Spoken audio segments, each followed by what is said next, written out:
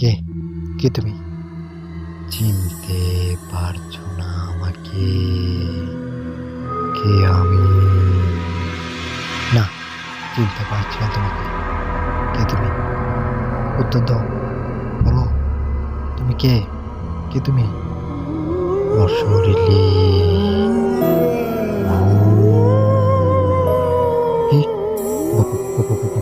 ভূত। ভূত তুমি? ভূত?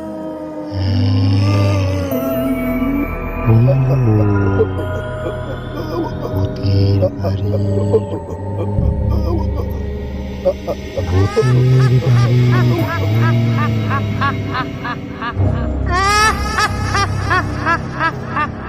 Welcome back. আমি সুমন আছি আপনাদের সঙ্গে ভূতের বাড়ি ইউটিউব চ্যানেলের পক্ষ থেকে।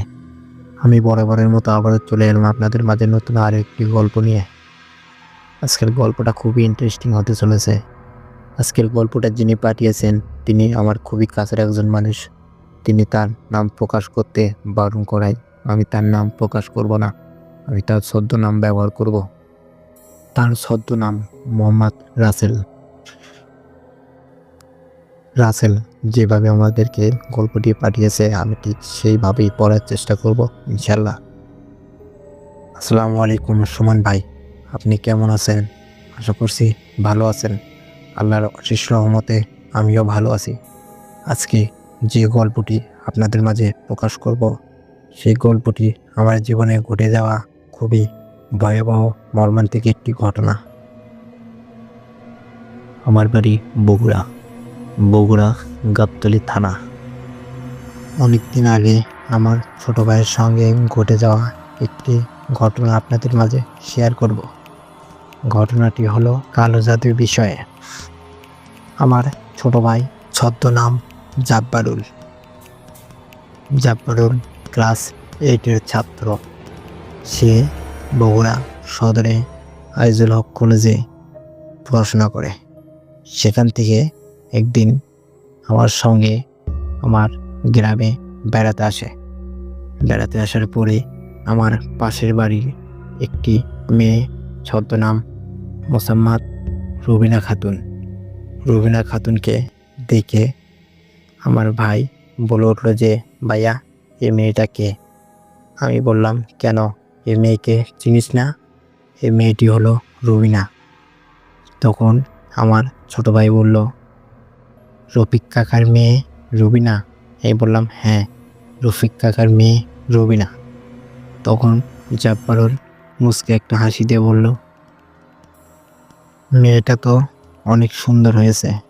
আমি বললাম, হ্যাঁ, শুধু সুন্দরী না, বুদ্ধিমতী এবং খুবই চালাক চতুর মেয়ে। এমন মেয়ে এ যুগে পাওয়া খুবই ভাগ্যের ব্যাপার। তাই বলে জাব্বারুলকে বললাম, এখন বাড়িতে চল।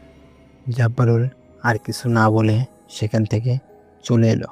হাঁটতে হাঁটতে আমরা আমাদের বাড়িতে চলে এলাম। বাড়িতে আসার পর জাব্বারুল আমার মা বাবাকে দেখে অনেকটাই খুশি হয়। আমার মা বাবাও জাব্বারুলকে দেখে অনেক খুশি হয়। তার কিছুক্ষণ পরে রুবিনা আমাদের বাড়িতে বেড়াতে আসে। আমাদের বাড়িতে আসার পরে রুবিনা এবং জাব্বারুল মুখোমুখি পড়ে যায়। রুবিনা বলল, জাব্বারুল ভাইয়া না আপনি? জাব্বারুল বলল, হ্যাঁ, আমি জাব্বারুল। তুমি রুবিনা না? মেয়েটি বলল, হ্যাঁ, আমি রুবিনা। কিছুক্ষণ দুজনে কথা বলার পরে সেই জায়গায় আমার মা উপস্থিত হয়। আমার মা আসার পরে রুবিনাকে বলল, কে, রুবিনা না? মেয়েটি বলল, হ্যাঁ, আমি রুবিনা। আপনি কেমন আছেন? আমার মা বলল, হ্যাঁ, আমি ভালো আছি। তুমি কেমন আছো? মেয়েটি বলল, আলহামদুলিল্লাহ, আমিও ভালো আছি। তারপরে মেয়েটি আর দেরি করলো না, সঙ্গে সঙ্গে ওখান থেকে চলে গেল। এরকম করে বেশ কিছুদিন কেটে যাওয়ার পরে একদিন জাব্বারুল আমাকে ডেকে বলল, ভাইয়া আমি তো এখন চলে যাব। আগামী পরশুদিন থেকে আমার কলেজ খোলা। আমি তো আর থাকতে পারবো না, আমি আগামী পরশুদিন চলে যাব। আমি বললাম, ঠিক আছে, তোকে আমি যে রেখে আসবো। এখন চল দুজনে ভাত খাবো। তাই বলে আমি আমার ছোট ভাইকে নিয়ে খেতে গেলাম। এই কথাটি রুবিনার কানে পৌঁছে যায়। রুবিনা মনে মনে জাব্বলকে ভালোবাসে, কিন্তু সেই কথাটি জাব্বলকে বলতে পারে না। তার কারণে রুবিনা চাইছিল যে জাব্বলকে সেই কথাটি খুলে বলবে যে তাকে অনেকটাই ভালোবাসে, কিন্তু সেই কথাটি বলার আগেই জাব্বারুল সেখান থেকে চলে যায়। এখন রুবিনা কিছু বুঝতে না পেরে সে কালো জাদু করার আশ্রয় নেওয়ার চিন্তা ভাবনা করে। মেয়েটি সেখান থেকে তার বান্ধবীর বাসায় চলে গেল।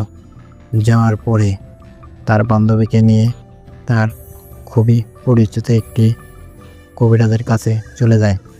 যাওয়ার পরে সেখান থেকে একটি তাবিজ নিয়ে নেয়। নিয়ে নেওয়ার পরে সে আরও একটি গিফট কেনে। কেনার পরে তার ভিতরে সেই তাবিজটি রেখে দেয়, দিয়ে সেই গিফটটি জাব্বরের কাছে দিয়ে দেয়। জাব্বর কিছু চিন্তা ভাবনা না করে সেই গিফটটি তার হাতে নিয়ে সে ওখান থেকে তার গন্তব্যে রওনা দেয়। কিছুক্ষণ পরে সে তার গ্রাম ছেড়ে শহরে চলে যায়। যাওয়ার পরে থেকে শুরু হয় তার সঙ্গে কিছু ভয়াবহ ঘটনা। রাত্রেবেলা সে কোনো বাচ্চার কান্নার আওয়াজ শুনতে পায়, কখনো কুকুরের ডাক, বা কখনো খুবই ভয়াবহভাবে শিয়াল ডাকতে থাকে। সে মনে করে যে গ্রাম থেকে আসার পরে এই ঘটনাগুলো ঘটতেছে, হয়তোবা কোনো কারণে। কিন্তু জাব্বর বুঝতে পারে না আসলে তার চিন্তাভাবনা পুরোটাই ভুল। সে যে মেয়েটির থেকে গিফট নিয়েছিল সেই মেয়েটি তাকে কালো জাদু করেছে যাতে তার প্রেমের ফাঁদে ফালানো যায়। কিন্তু রুবিনা বুঝতে পারেনি যে এটা জাব্বরকে বশ করার তাবিজ দেয়নি, এখানে দিয়েছে কালো জাদু করার তাবিজ। কালো জাদু মানে ভৌতিক অত্যাচার, বা বাংলায় বলতে গেলে জিনদেরকে দিয়ে তাকে খুবই মর্মান্তিকভাবে অত্যাচার করানো হয়। দিন দিন জাব্বালের উপর অত্যাচার বেড়ে চলেছিল। কখনো বা বাচ্চার কান্না, কখনো বা বড়দের কান্না, কখনো বা ছায়া তার সামনে দিয়ে ঘুরপাক খেতে থাকে।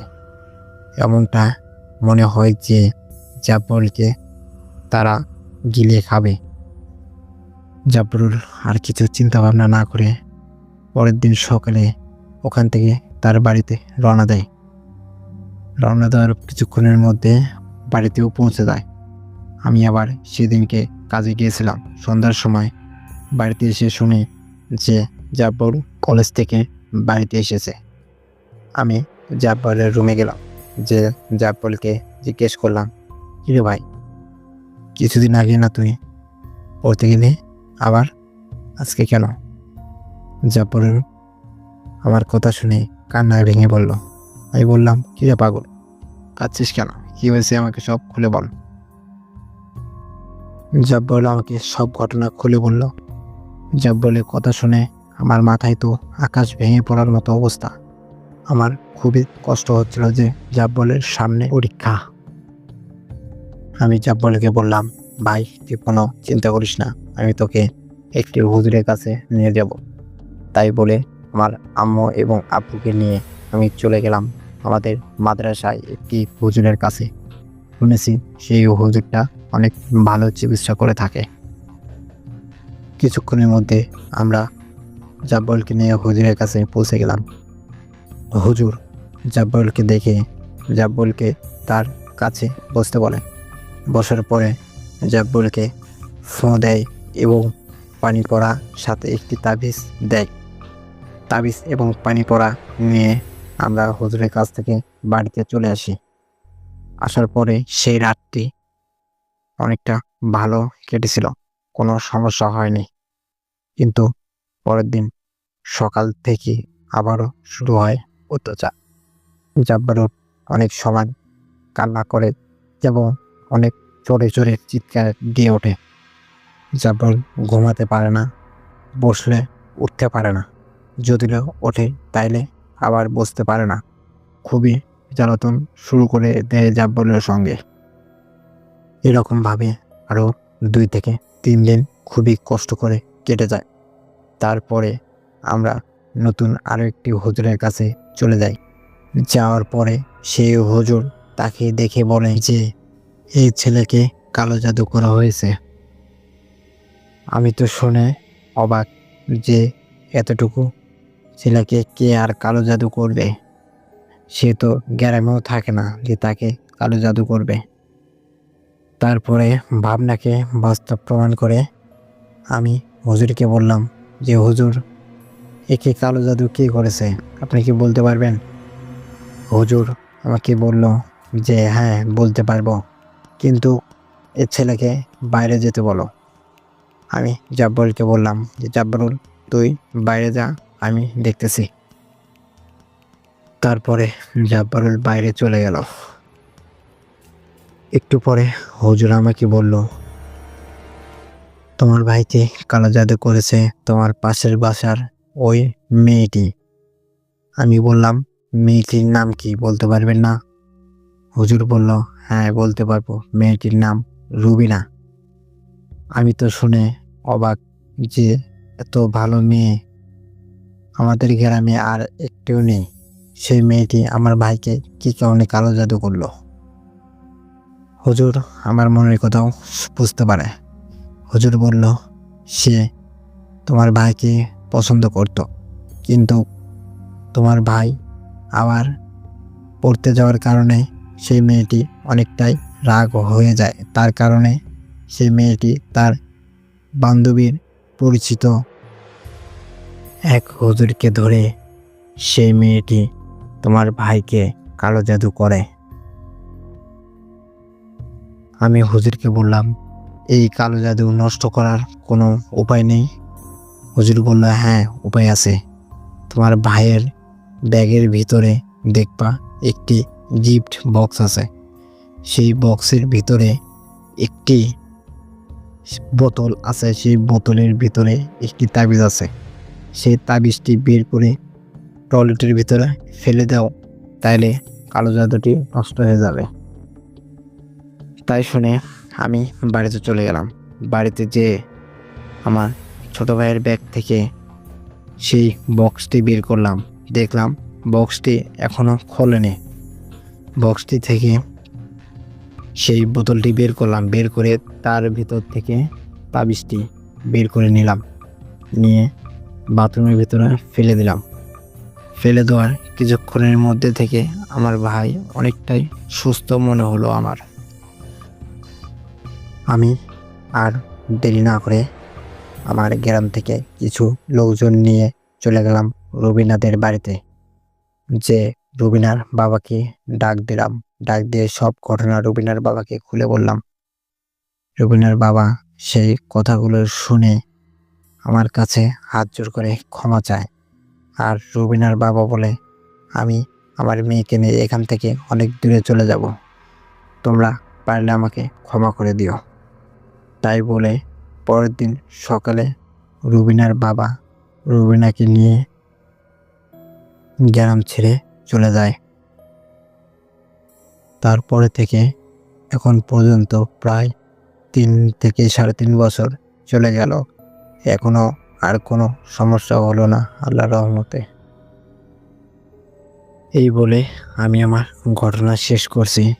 আশা করছি সুমন ভাই ঘটনাটি আপনার ভালো লাগবে। যদি ভালো লাগে তাইলে গল্পটি সবার মাঝে শেয়ার করবেন, আর আমার এবং আমার ভাইয়ের জন্যে দোয়া করবেন। আপনি ভালো থাকুন, সুস্থ থাকুন, আল্লাহ হাফেজ। এই বলে রাসেল তার গল্পটি শেষ করে।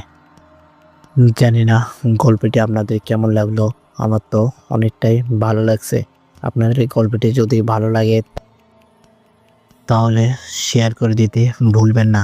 আর গল্পটি আপনাদের কেমন লাগলো অবশ্যই কমেন্টে জানাবেন।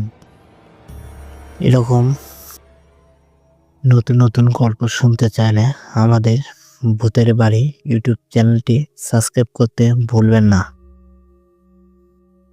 আর আপনাদের কাছে যদি কোনো ঘটনা থেকে থাকে তাহলে ডেসক্রিপশনে আমার হোয়াটসঅ্যাপ নাম্বার দেওয়া থাকবে, পাশাপাশি ইমেলও দেওয়া থাকবে। ইমেল বা হোয়াটসঅ্যাপে পাঠিয়ে দিন। আর যদি আমাদের স্টুডিওতে এসে আপনি গল্প প্রকাশ করতে চান তাহলে আমার হোয়াটসঅ্যাপে যে আমাকে নক দিন, আমি আপনাকে স্টুডিওতে আনার ব্যবস্থা করব ইনশাল্লাহ। সবাই ভালো থাকুন, সুস্থ থাকুন। আল্লাহ হাফেজ।